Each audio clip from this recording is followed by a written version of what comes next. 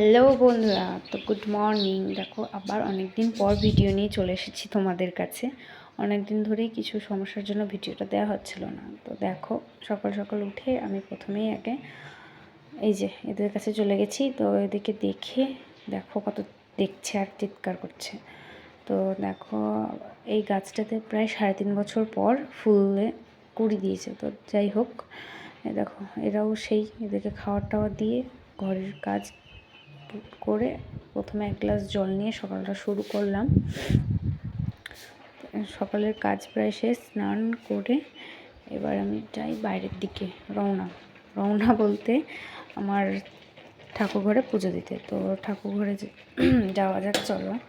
তো অনেকদিন পর ভিডিওটা দিচ্ছি, কিছু সমস্যা থাকার কারণে ভিডিওটা দেওয়া হয়নি।